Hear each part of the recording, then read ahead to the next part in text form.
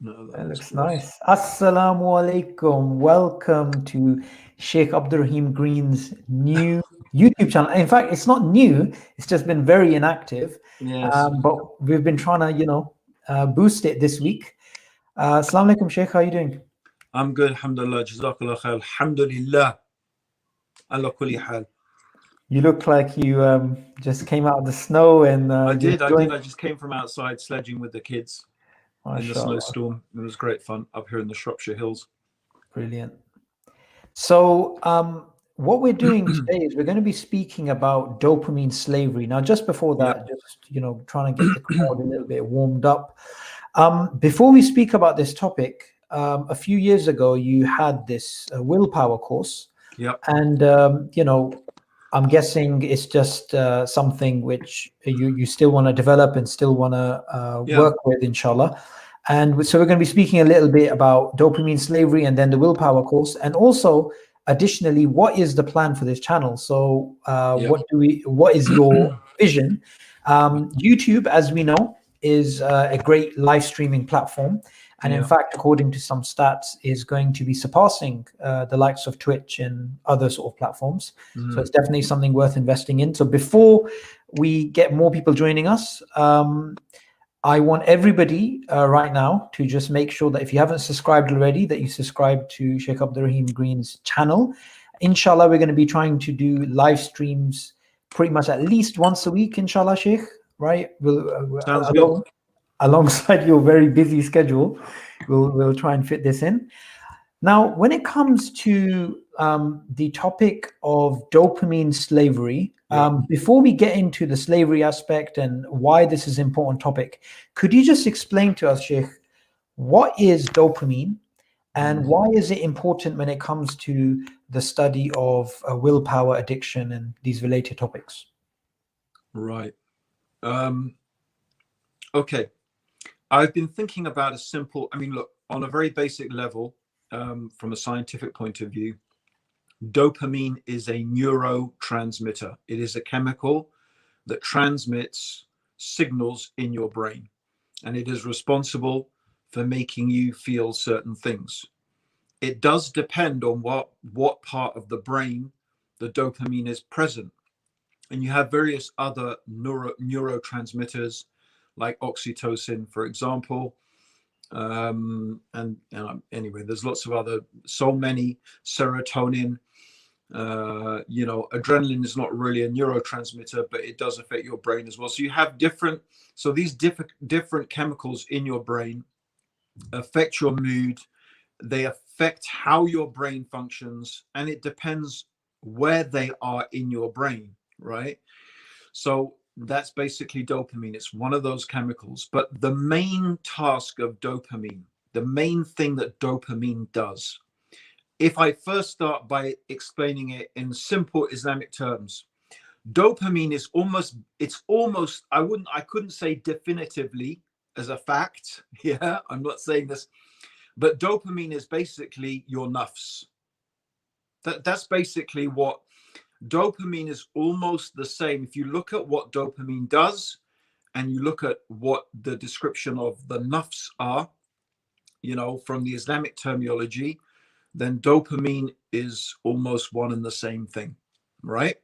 So from an scientific evolutionary perspective, right? So if we take it from how the scientists describe it, and obviously they generally believe in evolution and that all of these things have a place in our development, right?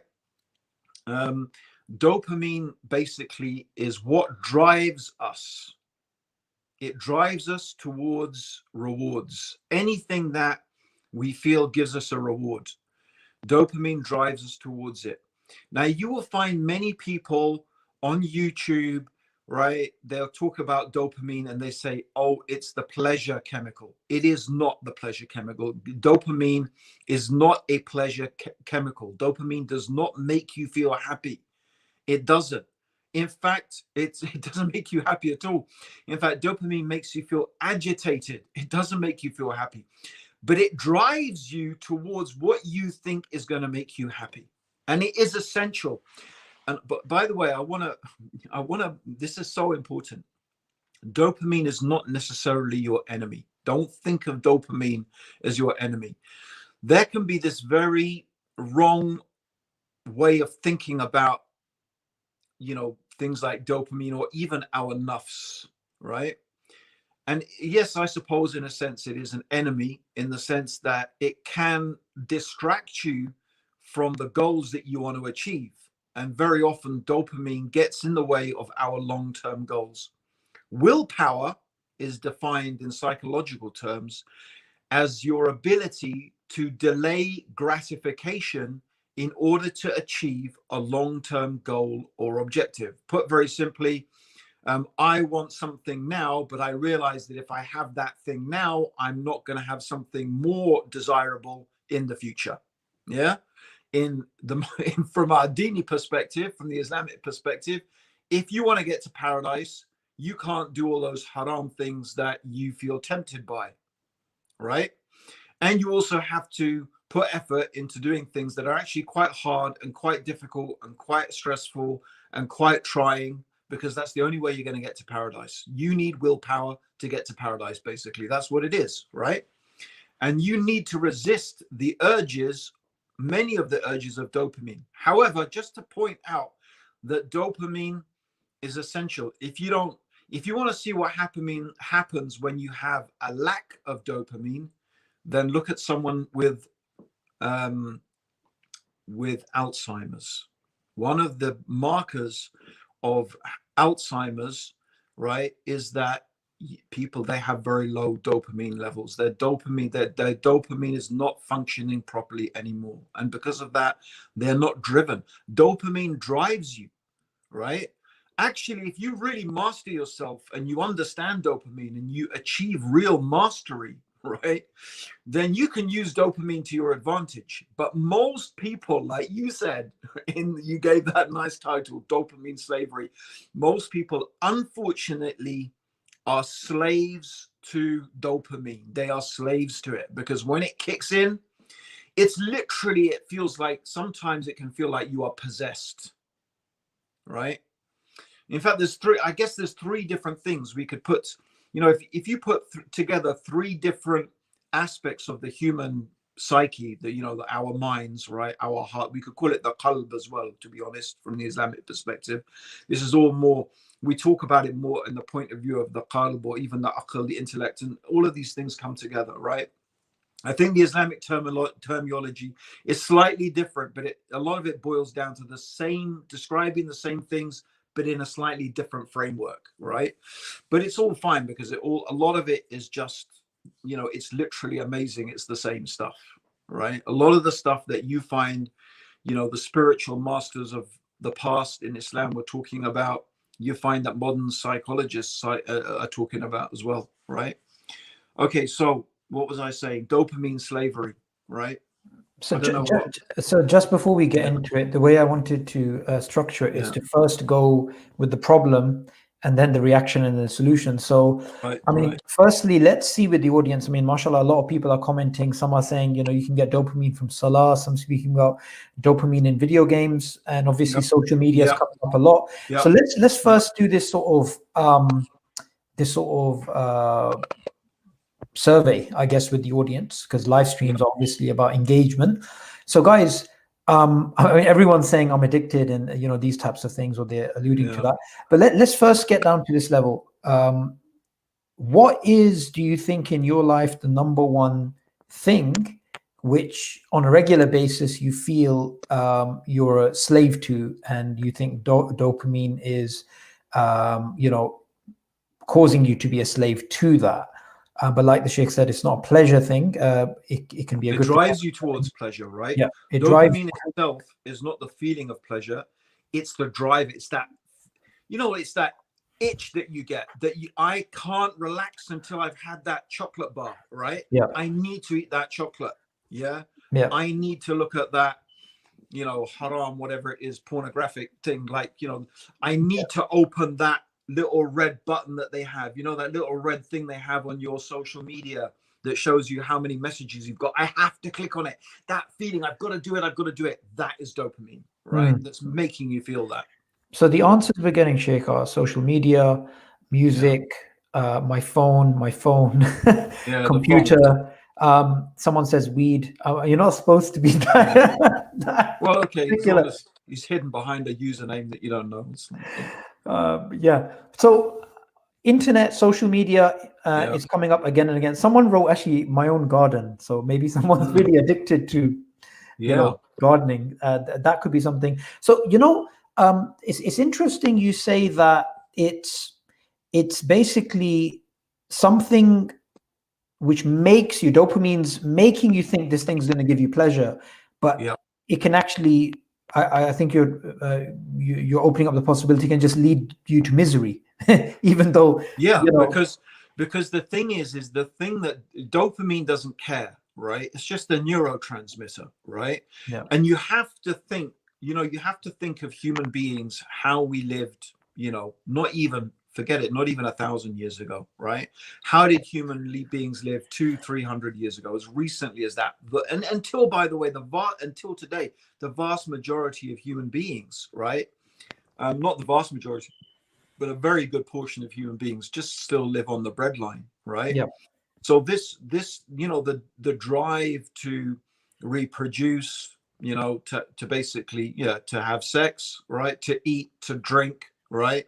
hmm And by the way, it's also not just to eat and drink, but to eat, to go for high calorie, sweet things that provide a lot of nutrition in a very small package, right? That there's obviously very good reasons throughout human history, where most of history we've been starving, right? Where yeah, this is actually really good. This is what helps you to survive. So you have to understand, dopamine is not your enemy necessarily, but it can become your enemy, because we today, we believe we get pleasure from so many things that are actually potentially really damaging for us. This is the problem, yeah, right? It's the same thing with another issue that we have psychologically, and that is a whole nother thing called the fight or flight response, right? So that's the things that we get afraid of. So there's things that we seek pleasure in. On the flip side, there's things that we are afraid of, right? Again, fight or flight is such an important um, thing that we have as human beings, because it's what saves us from being eaten by lions and saber-toothed tigers, and you being attacked, hijacked by our enemies, and so on and so forth, right? It helps, it saves us, right? But today, this kicks in all sorts of extraordinary ways, right? When we feel our ego is being battered, when we feel someone is belittling us, when we feel someone is putting us down, when we're not feeling appreciated, we act as if even mundane things in life, like being, maybe being late for work, or having too many projects, like someone I know who's got piles and piles of projects that he can't deal with, right? So this actually can trigger the fight or flight or freeze. It actually should be called fight, flight, or freeze, because one of the things, you just want to run. You want to run from it. You want to run from that responsibility. You want to run as fast as you can, because you feel it like this is threatening my life, right? You do.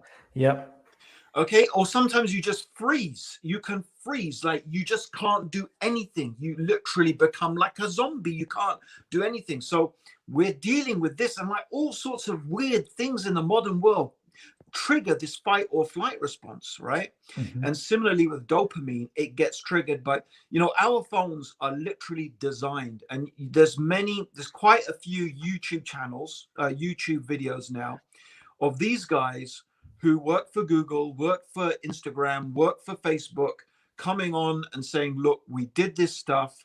We didn't really realize what we're doing. We thought it would be a great way to develop our product. Even some of them really had good intentions, but we knew we were turning these things into dopamine devices, yeah, right? Those little things were designed to make you, the iPhone is designed so you can't put it down, like it the whole way. Particularly the iPhone, by the way, it's extraordinary, right? mm. It says that people with their iPhones have the same psychological brainwave state as they do when they're having religious experiences, Wow. right? And I mean, as Muslims, this is scary because we understand as Muslims that the most important experiences are our religious experiences. We would argue that. So anything that threatens the right direction of that is very serious. So basically, I was gonna, I was talking, you can have this perfect storm of your brain being hijacked. When I say your brain, right? In the front of your brain, right, is what is called the prefrontal cortex, right? The prefrontal cortex is where the thinking, pausing, and planning part takes. This is where you think about your future. You think about the consequences, right?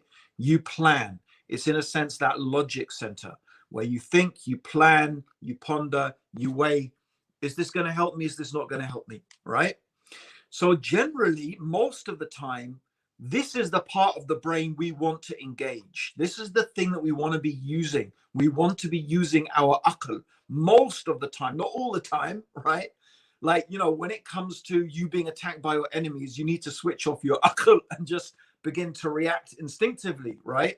Because the aql is not going to help you that much. You got to work on instinct sometimes. But most of the time, especially in modern life, we need to use that prefrontal cortex.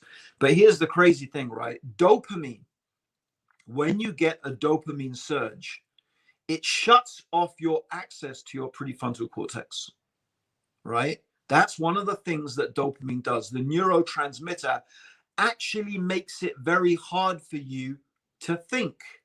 It makes you hard for you to pause and plan. That's why you can fall into dopamine slavery. It can literally seem like you are possessed. A person can, they can get hijacked by dopamine and literally, Sabor, it's like, what was I doing? Like literally, you can't understand. How could I do that? Right? It kind of reminds me of when Allah says in the Quran about the people of Lut alayhi salam that they were in this blind intoxication. Yes, absolutely. Because if they had stopped really just exactly, what a perfect description, bro. Right? Because they'd literally surrendered to it. They were not using their aql, and this is why, right?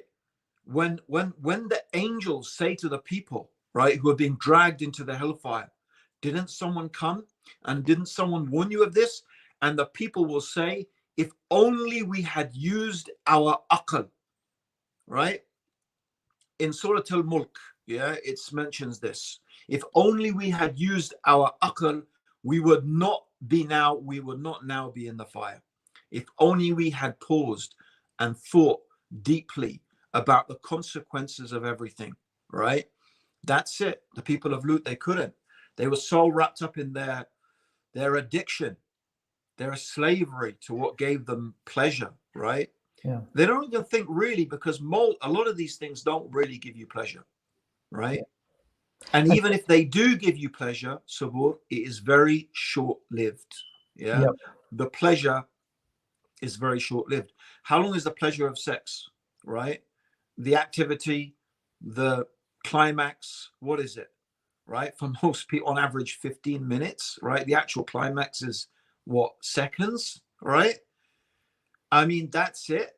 And then afterwards, how do you feel really, especially if it's something that is haram? Do you feel good about it within yourself, really, once that pleasure has subsided? I mean, that's a whole other thing, don't you? That's a whole other topic, right? So there's a really the point is, and dopamine doesn't care whether you actually feel happy at the end, right? That's the thing. Dopamine doesn't care about that. Dopamine is just driving you towards what you think is going to make you happy, right? Or what you think is going to give you some sort of pleasure.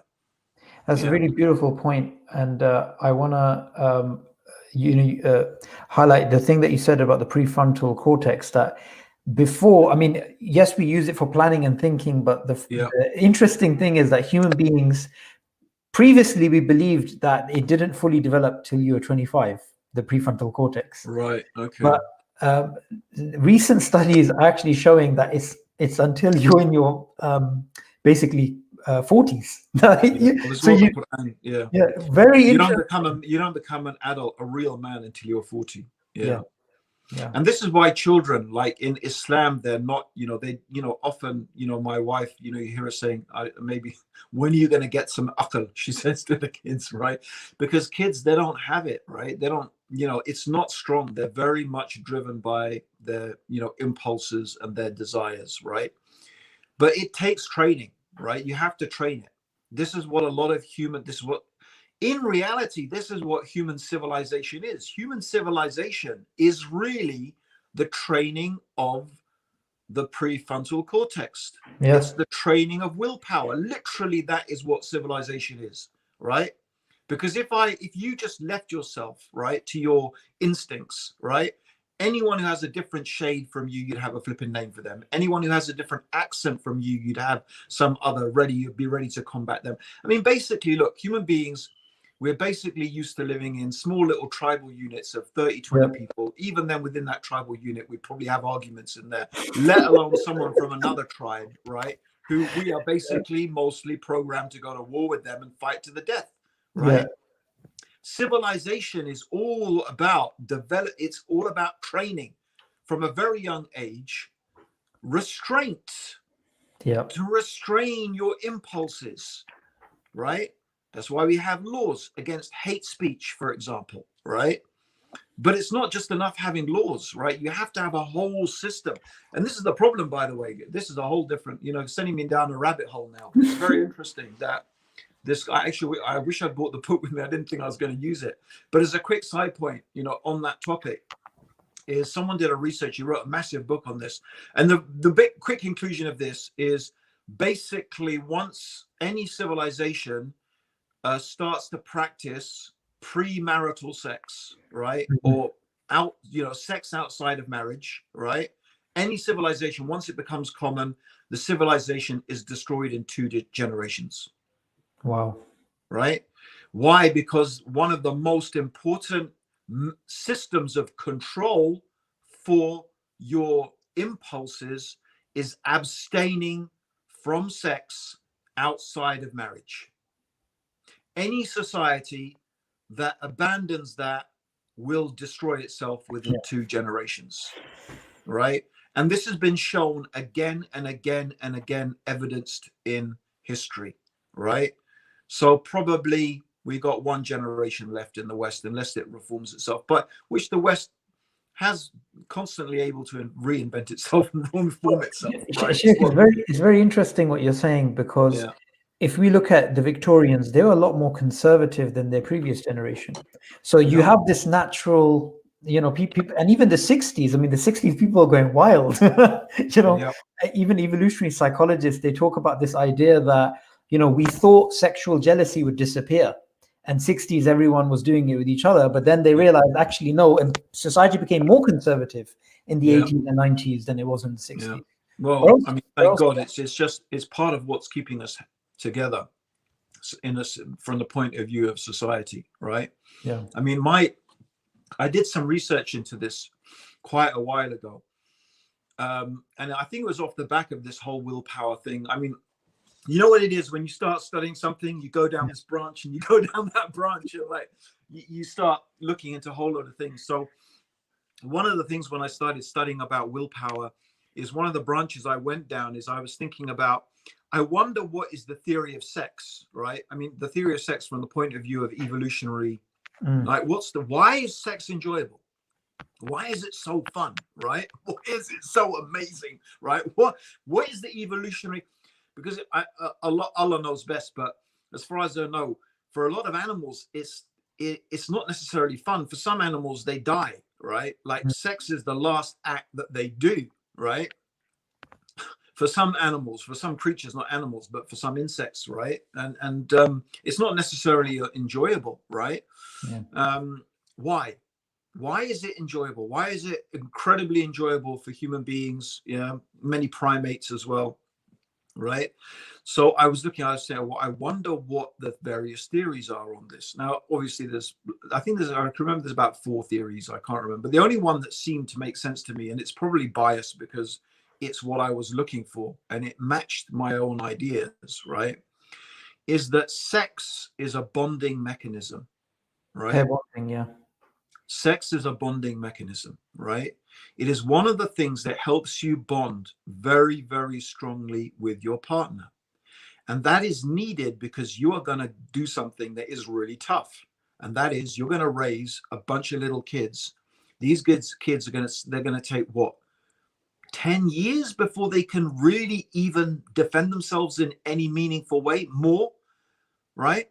More than that, 14 years, let's say, right? They're still going to need your help for 13, 14 years, right?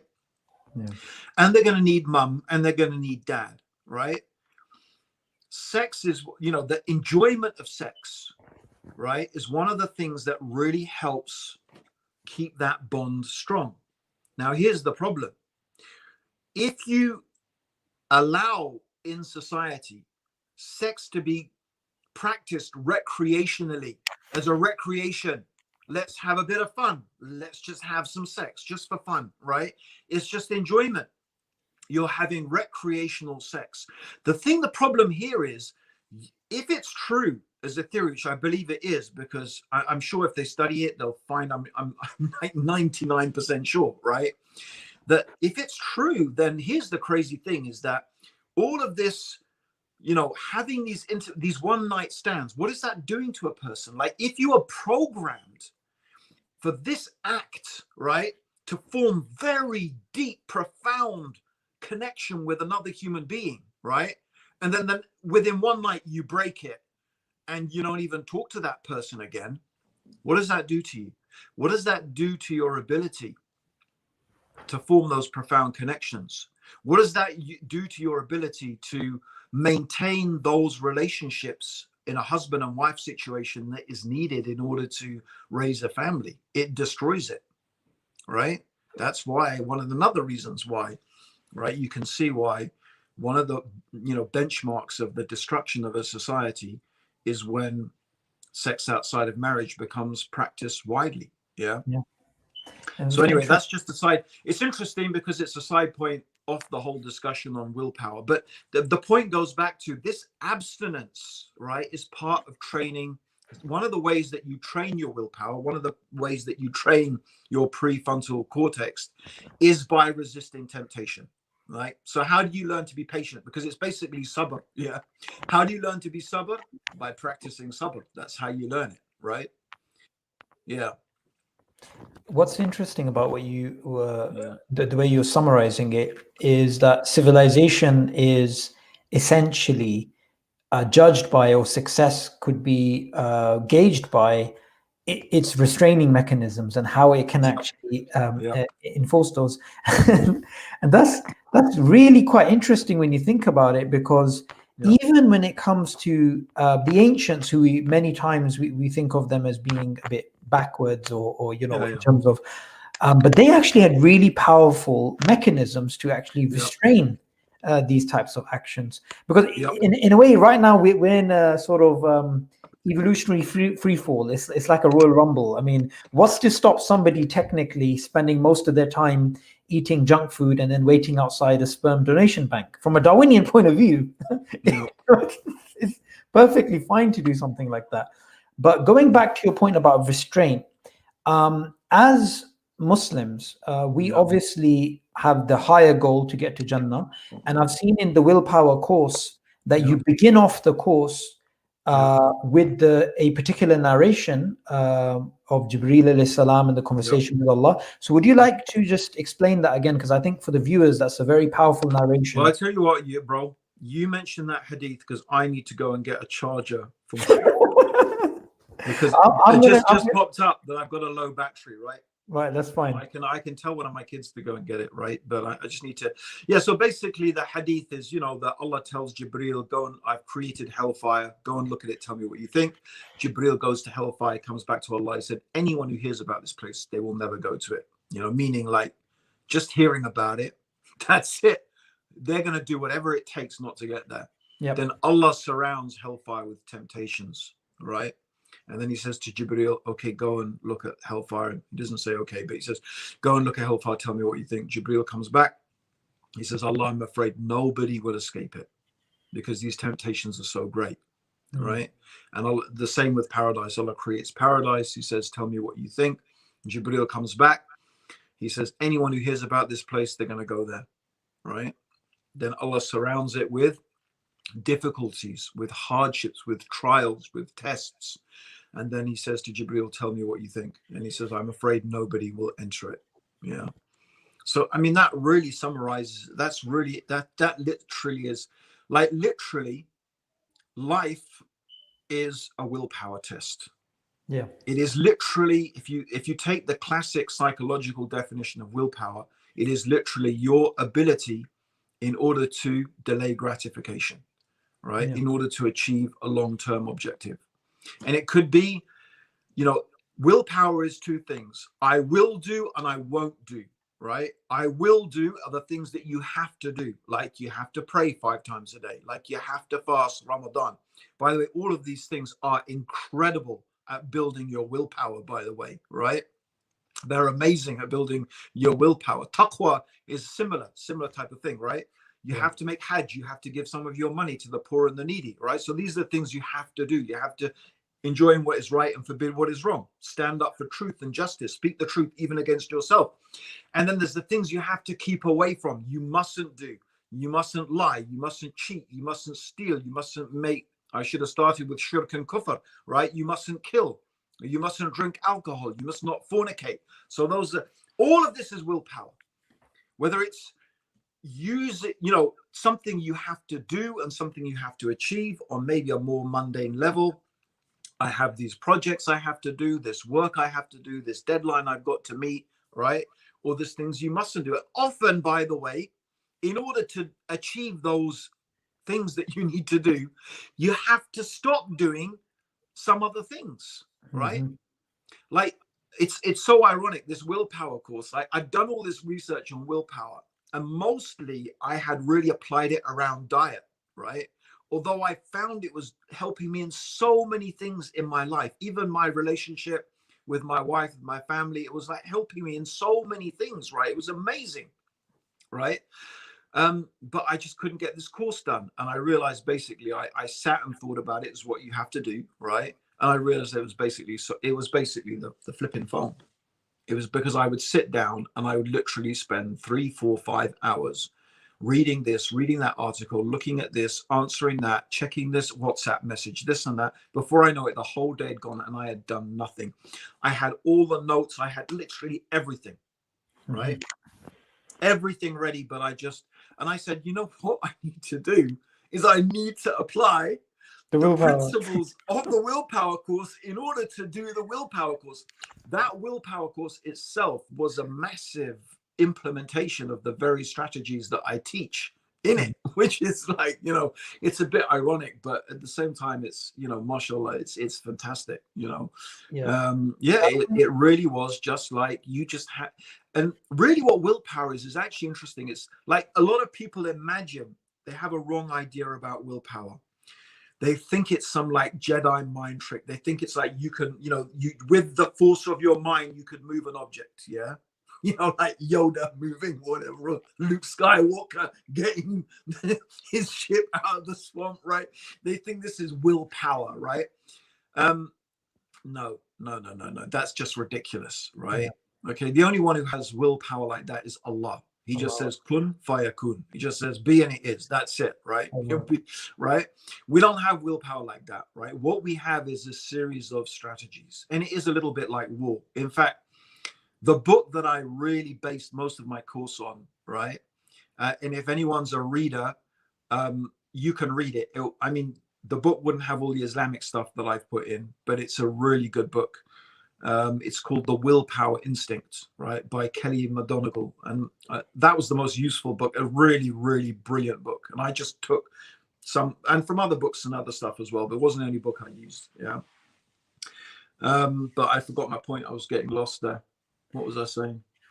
Well, you were speaking about how you had to apply the willpower course to yourself to actually get it done. And this reminded me of another. In that book, bro, she says that you're literally, you know what she says? You're at war with yourself.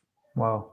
Yeah, literally, I thought, subhanAllah, jihad bil nafs. She uses that. She says you have to treat yourself like you're at war with it. You have to use deception. You have to use strategies. You have to trick it. It's like literally, that's what she's describing it. It's like a battle.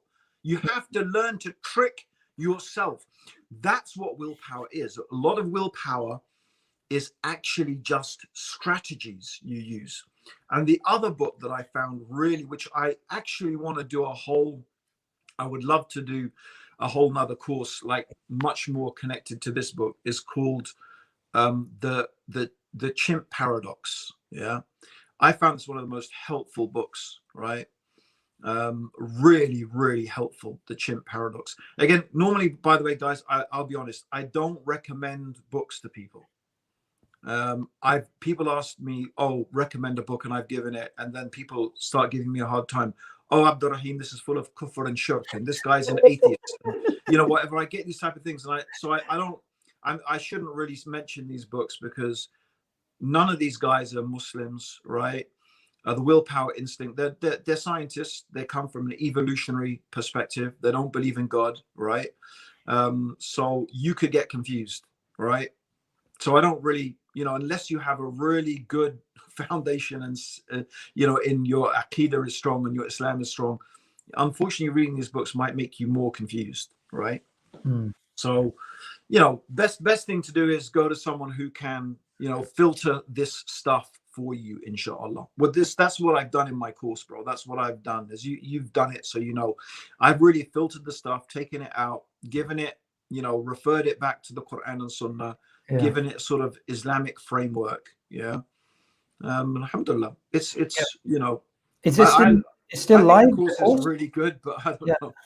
Is the course still live for people to register? Yeah. You can go to Get I Willpower. I think it's Get I Willpower or Get I Willpower for you.com. I have to check it up. Maybe you can quickly do a quick search for me. Get I Will. But while the Sheikh is looking it up, and you can just WhatsApp me, Sheikh, and I'll put it up.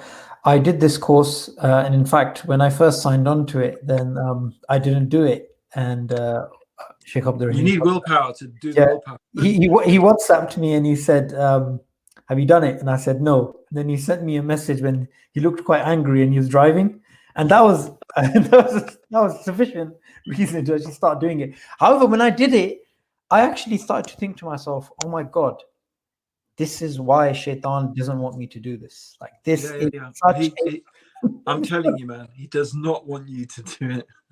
It's like he's sitting there just bricking it. I hope they don't do this course.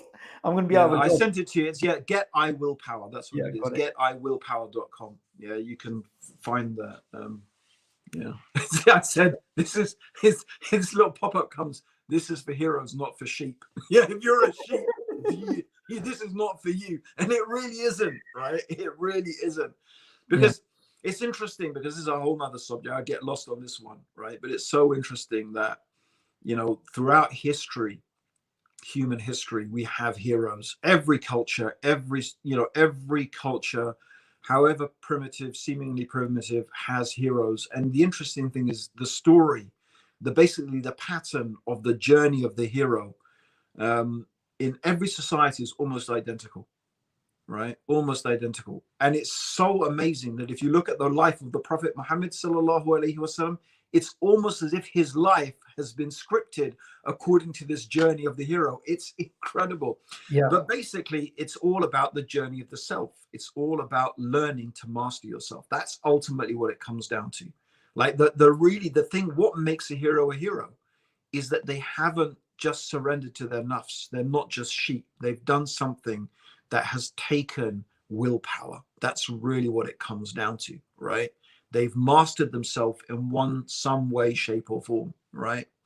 And that's true until today. I mean, a lot of heroes are sporting heroes or business heroes, but all of these people, the one thing they have in common, really, is a degree of self-mastery. They have delayed gratification in order to achieve some incredible objective. And they've had to give up a lot of stuff that most people are happy to just graze the grass, like sheep. There, munch the grass, and wait for the, slaughter to come along, right? So, I mean, well, I better get the charger, bro. Yeah, you get the charger. So in terms of this particular course, I did it many years ago and it was phenomenal. It was amazing. Um, it was something which really made me aware of just how easily the human mind can be tricked. So especially when it comes to, say, something we indulge in pretty much 3 times a day, which we don't need at all, probably even once a day, which is food. So you're on your phone and Uber Eats or whatever it is, or you just open the fridge, and you get this type of, okay, like this dopamine trigger, and makes you think, okay, it's just one milkshake, or it's this, or it's that. When actually the simple tricks that inshallah Sheikh Abdurraheem Green is going to be sharing with you guys, and you're going to see through that you can actually fight off the dopamine. So one of the things you can actually do is you can wait 10 minutes. So you see a cheeseburger, you see a milkshake, or whatever your favorite thing is, you wait 10 minutes, and the dopamine is no longer pushing you. It's maybe pushing you 5% that it was before. Likewise, the other thing which the course teaches is about, you have to treat these types of triggers like they are, like they're an ambush, and that you have to have this type of reflex, and you have to understand what's happening in your body. Now, I was so training, counter ambush training.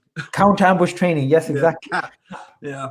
I was so it's my happy. little system that I developed. Yeah. Because it's like, I guess it's like anything else. It's like, if like anyone who studied martial arts, if you haven't, everyone probably should. I don't know why people, like, you're a Muslim, you should know martial arts, right?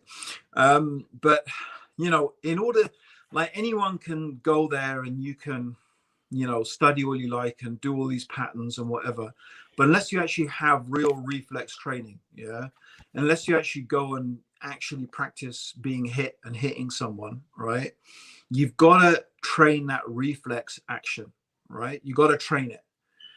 Just watching movies or watching is not going to do it, right? And it's the same with training your response to dopamine, right? So when you get hijacked by dopamine, when that dopamine makes you his slave, right, you've got to train yourself not to give in, right?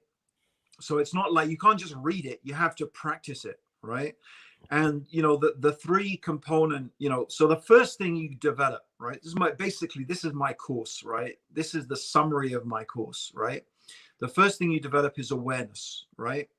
Most of us have triggers. We have things that trigger us. Now, everyone is different. What triggers you, Sabor, is going to be different from what triggers me, right? There may be things that just don't interest me at all, but they interest you, right? So you have to, so I guess one of the most important things, and it's interesting that Kelly McGonigal in her book, The Willpower Instinct, literally her summary of her whole book is you need to practice mindfulness, right? Taqwa. It's this state of being constantly mindful. And when we say mindful, prefrontal cortexfulness, right? It's thinking about everything you do, not thinking about it necessarily, but being present, right? But I think for Muslim, I've said that you can't be truly mindful unless you believe in Allah, right?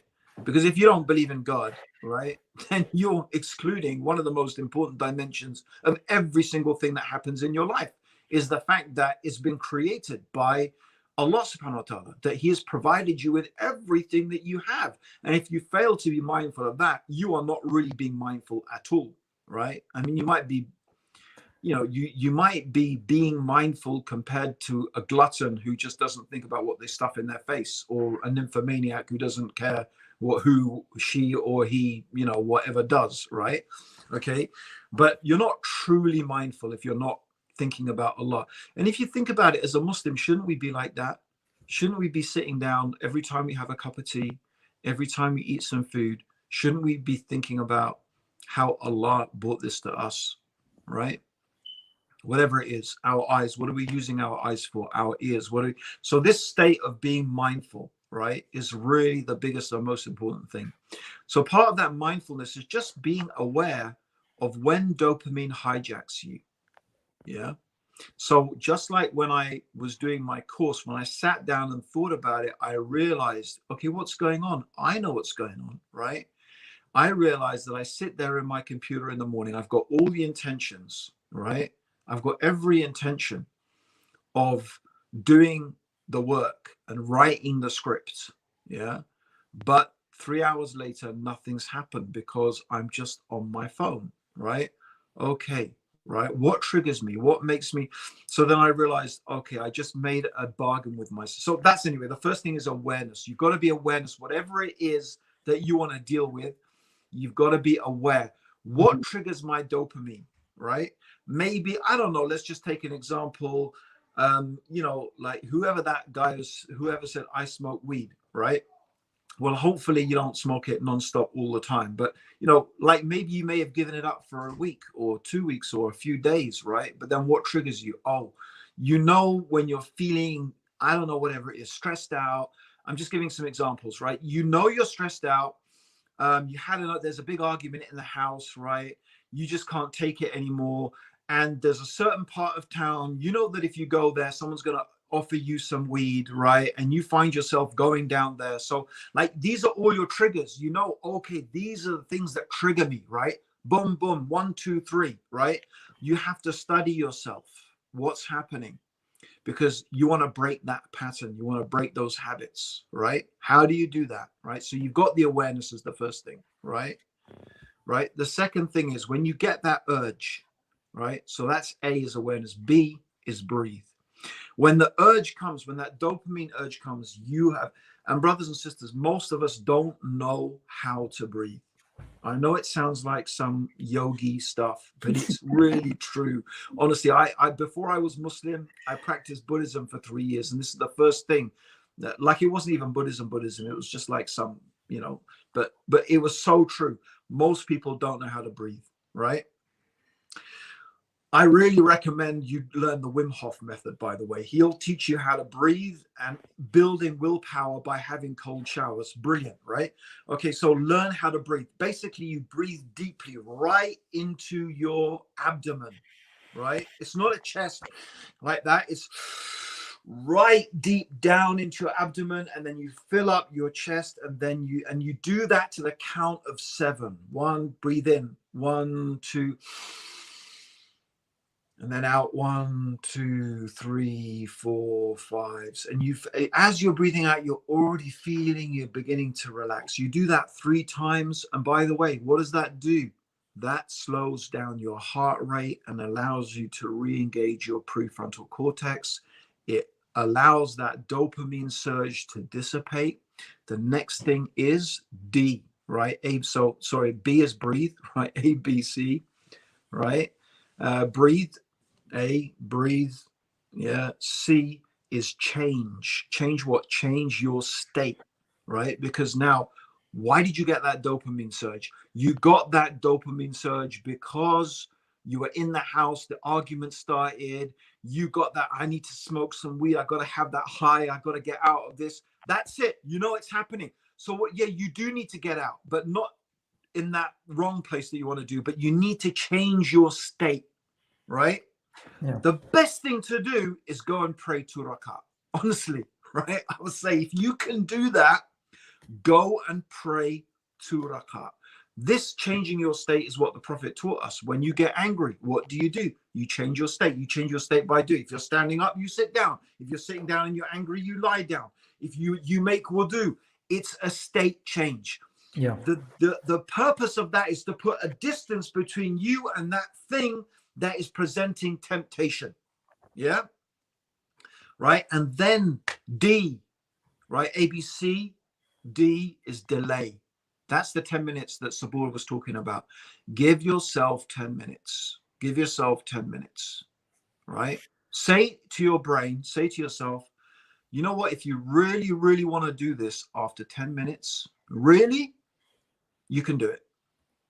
But in that 10 minutes, you've got to think deeply about what are your goals, what are your objectives. And that's why, by the way, in the course, I do teach you, it's very important to actually write that down, think about your goals, right? Because you've got to have a plan, right?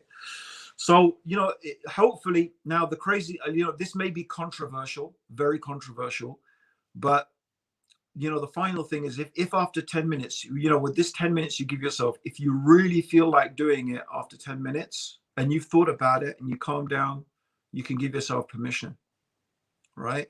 Now, obviously I'm not saying you're giving yourself permission to do haram, right? But the thing here is, this is a whole nother thing in psychology, right? The more you make yourself try to stop thinking about something, guess what happens? The more you think about it, right? Try not to think about a pink elephant, pink elephant, don't think about pink elephant, right? And, 1 minute from now, try not to think about a pink elephant. Like most of us, that's all we can think of. It's actually like, well known, it's called in psychology, the white bear, not the pink elephant, right? Okay, so, yeah. One of the things is just, what I call my favorite thing in my whole course is what I call surfing the urge, right? And this is one of the most useful things. And like, for me, that's useful. Surfing the urge, I literally feel the urge. You see, because you have to understand, brothers and sisters, these urges, some of them are natural, right? It's just part of you. You don't want to push it away and try not to think about it. You want to say, yeah, it's like you say, I can see you. I know you're there. I know your needs are real. I know you think they're real, right? I can understand that, right? I recognize it, but we're not going to give into it. We're going to surf it, right? So you like, it's like you just let it, it could be like clouds, you let it dissipate. Or another technique is you're imagining you're in a bus, because sometimes all these things, these noises, you imagine you're sitting in a bus and, you just let the passengers get off one by one. Yeah, just get off, right? Sit there. Or you surf. For me, I feel like it's a big wave. It hits me like a wave. And I literally imagine myself surfing this wave, right? And just let it go, right? So that's important from a psychological perspective, because the more you try to dismiss the thought and say, no, the more it will stick with you, right? So that sort of acknowledgement that, yeah, you're there, it's genuine, right? But you got to surf it. And there's so many other things. There's so many other things I bring in the course. The helicopter ride, right? Thinking about yourself in the future. Most of us treat our future selves like if you're 20, think about yourself when you're my age, right? When you're 56, whatever I am, right? Yeah. You will think about, it's the same you, brothers and sisters, right? That's you, the same you. But you think of that person as a complete stranger. He might as well be from Timbuktu, unless you're from Timbuktu, obviously, brothers and sisters. But it might as well be that's you in the future, but you don't think of yourself as actually a real person. You don't think about what you do now, how that's going to affect you in the future. All right. So there's a whole bunch of other stuff, but that's it. That's some of the things, bro. Yeah. And what's beautiful about the ABCD thing is, from each one of those stages, we can see a clear Islamic dimension. We can see a clear Islamic link. So with the C, the change part, it's not only about a physical change, and we can think of how the Prophet ﷺ spoke about the man who committed 99 murders. So there's that. Yeah, there's that as well. Yeah, the state change in terms of thinking about death. Because Prophet ﷺ said that, he was asked about who is the wisest, and he said the wisest is, paraphrasing here, but the one who remembers death and prepares for it. And these things are extremely important, because I think, like you said, one of the things which we do is we make these projections in the future. Oh, in the future, I'll be a saint. I'll be a great guy. But actually, what's really sad is, people get caught, having affairs in their 70s, in their 60s. Nothing really changes. Nothing really. And also, we can think of it from perspective. I mean, we've all been there. Either we were non-practicing or not Muslim. Yeah. And when we go back and look at our friends from our maybe primary school and stuff, you look at their Instagram and their Facebook, nothing's really changed. Things are the exact same. And the reason is, bro, this is because the other thing is that this is also, the whole thing about willpower is actually also about breaking habits. It's about breaking bad habits and building new habits. You know, literally the perfect storm of destruction for you in terms of willpower is, you know, dopamine, fight or flight, plus your habit. If you have a bad habit, add to that dopamine, add to that a fight or flight response, right? You have almost got no chance, right? You have almost got no chance. You will be giving in again and again and again, right? So a lot of what we do, right, we love to think we're rational, but most of the time we're not. We're just habit. We're creatures of habits. Yeah. Like I know, like this is my, you know, I would say that my biggest single struggle is with food until now, even though, you know, the thing that prompted me to start this whole willpower journey was getting hold of control of my diet. I'll be honest, I've fallen not quite back to where I was, but I'm not far from where I was before I did it. Right. I've just relapsed. And by the way, that's the hardest thing with willpower is maintaining it, is maintenance. Right. And I talk about that in the willpower course, right? Because and the reason is because from the point of view of neuroscience, from the point of view of our brain, they say that old habits, not that old habits die hard, old habits just don't die. They are permanently. So basically what happens is when you do something, it forms a neural pathway in your brain. It forms pathways. So your brain is all about connections, right? Habits are a series of connections in your brain that allows you, it's brilliant. They're brilliant because they allow you to automate your behavior. Yeah. If you had to think deeply about, imagine all of you who drive, so all of you who are drivers, yeah, think about, it must have happened to you so many times that you've got in your car and you got to your destination and literally just don't remember anything, right? Like the whole thing, like you don't remember it. Imagine you had to drive like when you were a learner the whole time. Can you imagine how stressed out you would be? You would probably die of stress. You could not take the cortisol through your body. Like you can't take that much stress, right? You couldn't. Alhamdulillah for habit, right? Yeah. You know, you get muscle memory, you get the habit, it becomes ingrained in your brain, the process, it becomes, and that's what makes it so easy, right? It's just like it's an automatic behavior, right? It's one of the things that actually, one of the most important things for us as human beings is our ability to automate our behaviors. But obviously, you can see the downside. You can automate bad behaviors. You can automate habits that are just terrible. And they can start from a very, very young age. You don't even realize it. Food, right? So for me, I'm not, you know, I thought about this a lot, bro. So I thought about this a lot. I'm not, guys, listen, you know, if you go to my Facebook page, for literally since Ramadan, I've been giving talks every week, almost every week, about knowing yourself, right?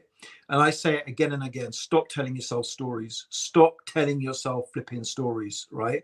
But here's one of the stories I tell myself, right? When I was at school, and this is true, when I was at school, I was always hungry, right? I was always hungry. And I'm a growing kid. I was at boarding school, right? We never had enough food. And I was hungry the whole time, like hungry, like I needed to eat because I was growing. And I don't ever really remember, hardly ever feeling like I was full, right? And, you know, like literally, that's it. If I see food, I feel I have to eat it. And by the way, I think a lot of people have this problem. It's very interesting. Sheikh, I could call him Sheikh or Imam, or I don't know, I'd probably just call him Ajmal Masroor, wrote a really interesting post just the other day. He was writing about that, right? About that urge that we have. Like we just see food, we feel we have to eat it. We can't bear to be like even a little bit hungry for a minute. And that's it. It's just a habit. I see some nuts, I see some chocolate, I see something, pick it up, eat. I'm not even hungry. It's not prophetic because the Prophet said, eat when you're hungry. But it goes back to that habit that I did used to eat the whole time, and I was really hungry the whole time, but I'm not anymore. but the habit is there. It's so deeply ingrained. It stays with you, brothers and sisters. So like Sabur said, don't think you're going to become a saint like one day. It's not going to happen. If you've got bad habits, it is really tough. So all you do, and those bad habits will never go. And the more you do it, the more ingrained they will be, right? So what they say is you never get rid of bad habits. They stay in your brain forever, right? Not forever, but as long as your brain is there, right?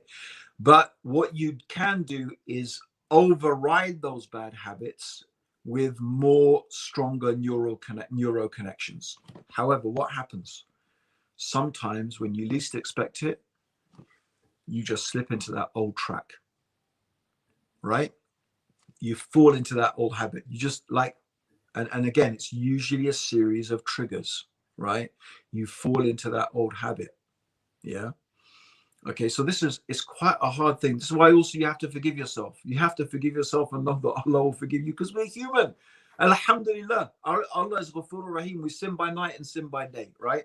But this is so that's a whole nother thing. So that's the perfect storm, bro. The perfect storm is your bad habits, your old neural pathways being hijacked by dopamine, fight or flight response.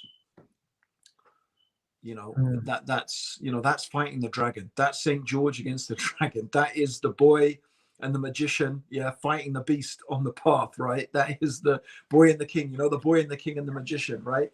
That's the hero's journey, fighting the demon, right? And this advice that you're giving is very, very practical. Like, for example, when you spoke about giving yourself new, like when you feel a trigger, you give yourself something to deflect, right? Something which Isa has really helped me on. My diet's been poor, but I've been losing alhamdulillah a lot of weight because of this OMAD thing, one meal a day. Every time I feel a trigger to eat something, I look back at how many hours I've already done. Okay. So then I calm down. Like, it could be like, I love biryani. It could be anything. But as soon as I see this, all of those hours are going to go to waste now. Right. Okay. Yeah. It's like me with Duolingo, right? It's like this language learning program. I have such a long streak that I can't bear to let it go. I would just do anything just to keep that streak going. But you know what? It keeps me going, right? And whatever works, as long as it's not haram, right? Whatever works, you got to find the strategies. That's what willpower is. And that's the great thing, by the way. And this is something you pointed out, bro. I remember I was really impressed because I didn't really mention this in my course, although it is in Kelly McGonigal's book, right? I didn't mention it in the course, right? But you said one of the things you said to me, I remember when you did the course, you said, Abdurraheem, can't you dopamize the things you want to do, right? And I said, yes, that is an actual strategy, right? You can actually get yourself to build good habits by building in a dopamine kick. I actually think, by the way, this is what happens when you really connect with Allah. That's what happens, right? You actually connect this feel-good feeling with praying. When you turn to Allah and you stand in front of Allah, when you pray, when you make istighfar, right? When you really experience those deep, profound religious experiences, that's it. Like, your dopamine now is helping you. Like the Prophet said, it's very interesting, by the way. The Prophet sallallahu alaihi wasallam said that everyone has a jinn, right? Everyone has like a kareem, that and this jinn invites them to evil, right? But except me, the Prophet sallallahu alaihi wasallam said, my jinn just tells me to do good. I was really, because someone was asking me some question, right? And so I because I didn't know the answer to this at all, so I asked someone student of knowledge. I said, is this just for the Prophet, or could this be for anyone, right? Could anyone, their jinn, encourage them? He said, no, it is possible that anyone's jinn could also do that. It's not just the Prophet sallallahu alaihi wasallam, right?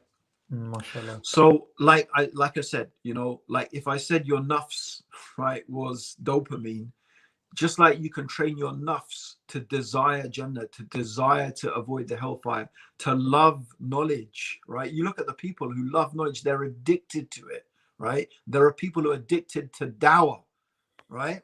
Dawah addiction, right? That's the dawah bug. Yeah, addicted to, struggle.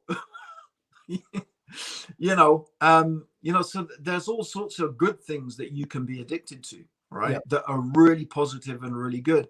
And dopamine can help you, because that's originally, really, if you think about it, dopamine has a really good purpose. You have to remember its basic purpose is really good.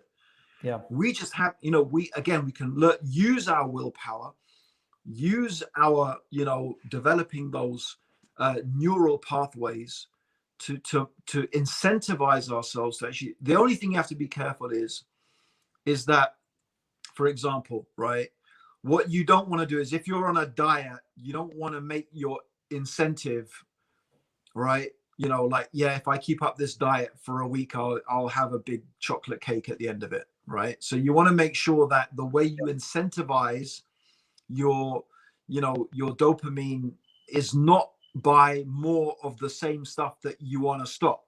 That's not going to help you, right? That's just going to undo all the good, right? So that's why a lot of some people say this cheat day and stuff like that is not actually a good idea. And it's also very interesting about this, when it comes to willpower, and when it comes to dealing with social media addiction or whatever, food addiction.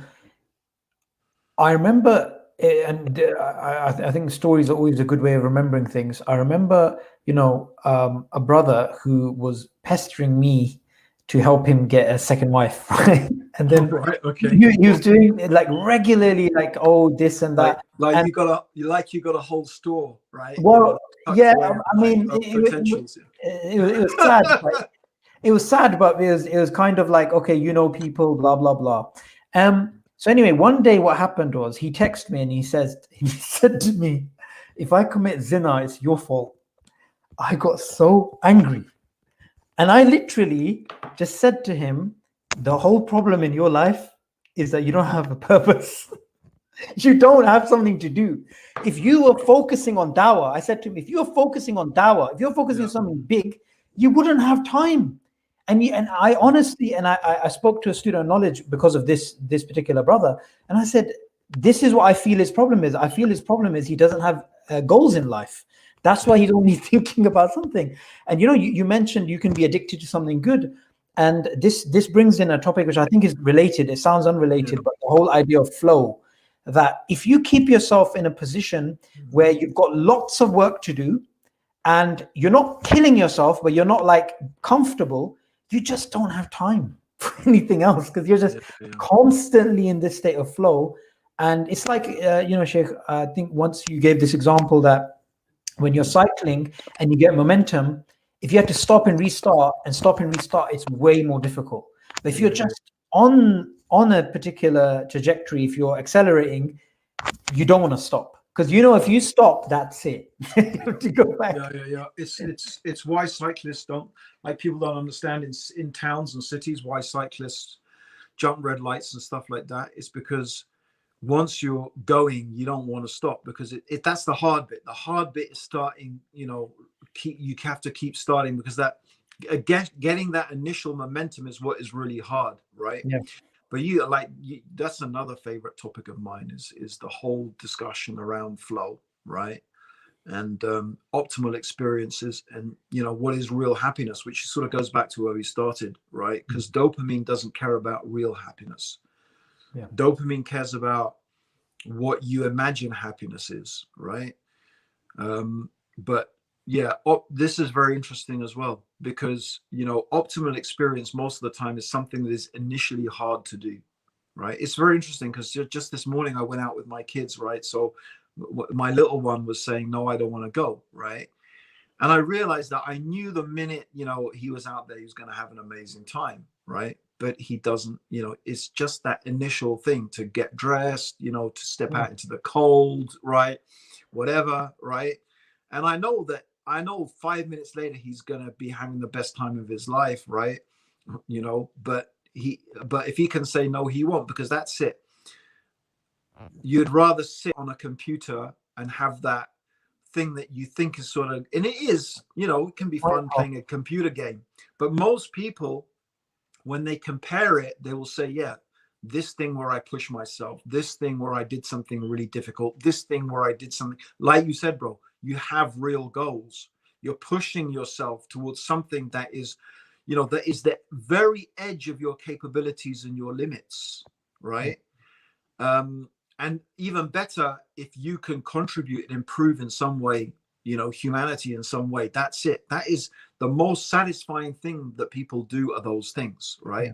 But they take that initial effort, they take that initial willpower, right? So again, if you can find yourself in that flow state, that's another, you know, I mean, that's a whole nother level, right? Really, that's I guess that, again, if you go back to the hero's journey, that's what ultimately, you know, in the hero's journey, that's what they discover when they leave the comfort of their tribe. You know, they go through these trials and tribulations, they pass, they go into this cave, and they most of the time they go into some sort of other dimension, some other world. It's like another world, really, right? And it's in that other world that they find this state. What they find is this, it is really, they've gone out of their comfort zone, they've put themselves in a really difficult situation, or situations, that's why they have all these trials and these tests, and, you know, they have to fight these monsters and outsmart these things, and, you know, whatever. And that's it. That's where they find their flow state, when they actually begin to really love that, you know. That's the danger. The danger is you can get lost there. The real hero comes back ultimately to share this knowledge with everybody else, right? That's the sort of, you know, that's the full circle of the hero's journey. A lot of, you know, from spiritual terms, a lot of people didn't come back. They go out into the wilderness and they stay in the wilderness, right? Because they're really happy there, right? You know, the true hero comes back because there's something precious they have to share with everybody, right? Yeah. And in a way, it's sort of the whole thing starts again, you know, and you reach it, I guess, a whole different level. Yeah. And you can see that especially in the lives of the prophets, you know. Absolutely. Yeah. So alhamdulillah, we covered willpower, yes, quite sufficiently.